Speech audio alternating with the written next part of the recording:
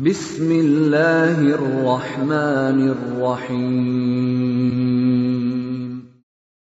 وَلْتَكُنْ مِنْكُمْ أُمَّةٌ يَدْعُونَ إِلَى الْخَيْرِ وَيَأْمُرُونَ بِالْمَعْرُوفِ وَيَنْهَوْنَ عَنِ الْمُنْكَرِ. Assalamualaikum warahmatullahi wabarakatuh. Bagaimana Pak? Gajinya di bank konvensional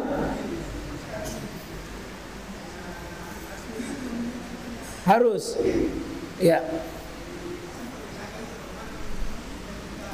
Cuma lewat saja, cuma lewat saja. Ya, kalau lewat saja, apa? Kalau cuma sekedar lewat, kita masukkan dalam kategori famanitturra ghaira bagin. Siapa yang tidak melampaui batas, itu dikiaskan dengan misalnya bahwa hurrima alaikumul maitata waddama walammal khinzir wa ma uhilla bihi li ghairillah famanitturra ghaira bagin wala adin wala isma alaihi.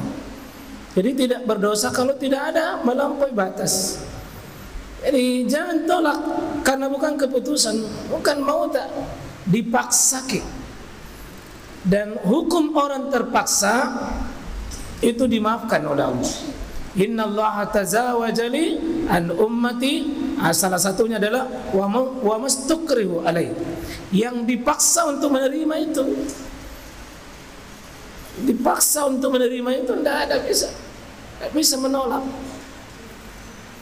Insyaallah. Jadi kalaupun gajinya harus melalui situ, difatwakan ulama kita itu termasuk rukhsah keringanan dalam hidup sulit, karena hampir transaksi negara hari ini adalah lewat bank-bank konvensional. Iya, nah, tapi jangan disukai, ya, jangan ditambah. Fadal ya. Assalamualaikum warahmatullahi wabarakatuh. Ada dua pertanyaan saya. Pertama, telah menjadi kebiasaan di masyarakat kita, kalau arisan itu yang pengelola arisan kalau terpilih atau naik itu ada timnya dari anggota yang setiap kali siapa yang mendapatkan itu ada timnya. Iya. Yang kedua, bagaimana dengan bank syariah yang menawarkan fasilitas kredit kepada nasabah? Apakah itu tidak termasuk? Karena akadnya dia istilahnya mudarat. Iya.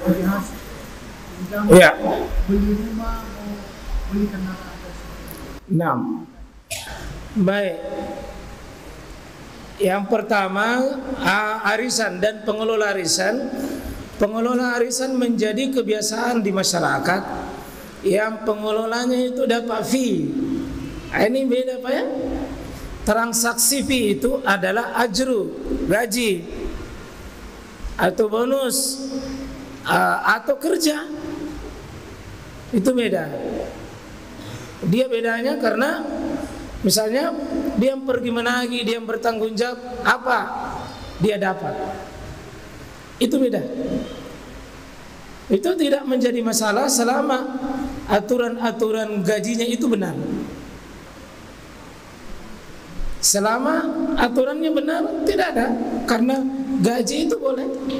Misalnya saya pungut, saya ambil, ya, saya dari setiap peserta arisan saya dapat 5.000, boleh. Karena gajinya, usahanya, boleh. Dia mengambil bagian dari upahnya, sebagaimana upah kita yang lain. Jadi boleh, karena selama terpenuhi syarat-syarat. Yang tidak boleh adalah menjual arisan.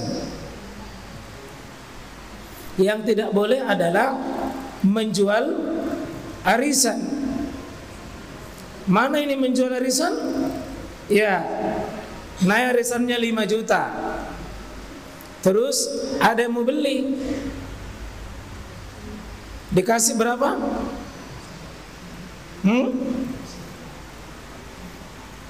Berapa?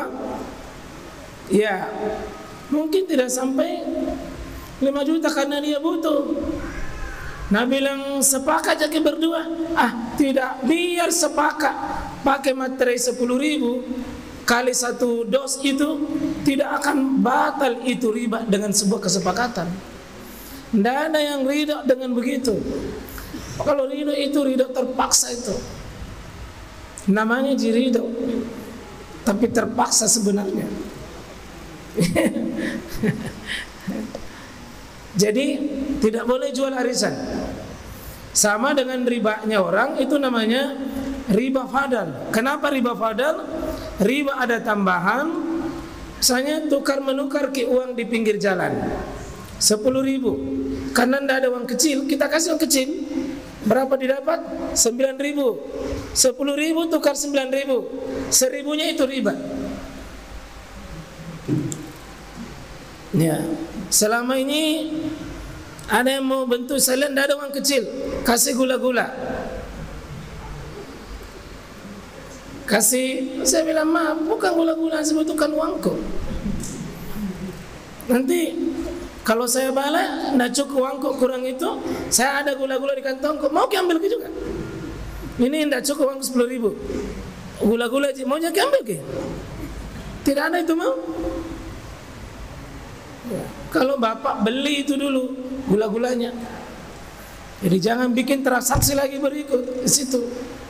Nah, yang kedua bank syar'i.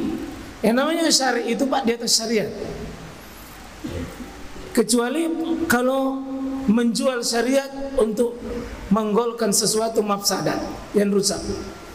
Kalau ada bank syariah menawarkan kredit, boleh, karena kreditnya ini tadi tidak apa? Tidak dilarang. Yang dilarang adalah jarra manfaatan, yang ada keuntungan manfaat di dalamnya. Itu tidak boleh. Tetapi kalau sistemnya dia bukan syarat, tetapi itu dengan apa? Dengan mudharabah. Mudharabah ini bagi hasil. Ya namanya bagi hasil Pak. Bagi hasil, hasilnya yang dibagi. Hasilnya yang dibagi. Itu yang dibuat nisbah. Bank misalnya sebagai pihak, ya pihak penerima, dan kita yang memberi mudharib ini, kita yang memberi pinjaman, katakanlah 70-30. Jika ada keuntungan, maka ketetapannya 70% bagi yang menerima pengelola, dan 30% misalnya bagi pemodal. Ini yang dibagi. Jika keuntungannya besar, besar hasilnya. Jika kurang, ya sedikit. Nah, kalau minus, tidak ada minus keuntungan. Tidak ada minus keuntungan. Keuntungannya yang dibagi, bukan modalnya yang dibagi. Saya sudah banyak teman-teman saya dengan Pak Haji cukup lama itu. Saya titip saham, kelola. Tiap bulan store. Saya tidak tahu itu bagaimana kelolanya, tapi ada laporannya tiap bulan. Tiap laporannya. Sistem mudharabah ini kejujuran. Kapan hilang kejujuran sekalian? Tolo-toloi saudara Ata. Nah, karena sekarang ini kejujuran hilang, sistem dijebak di depan. Pokoknya saya tidak mau tahu deh. Pokoknya saya tidak mau tahu. Uangku kembali 1% nanti lebihnya. Ini menjerit dan menjerat. Saya kira demikian. Mohon sekali lagi periksa ulang Pak.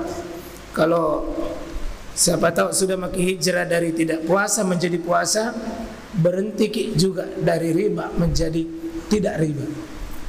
Ya, karena nanti harta tak yang menjadi besar nanti berisikonya di akhirat. Qul qul hadza astaghfirullah subhanakallahumma bihamdik Asyhadu an la ilaha illa anta astaghfiruka wa atubu ilaik. Assalamualaikum warahmatullahi wabarakatuh.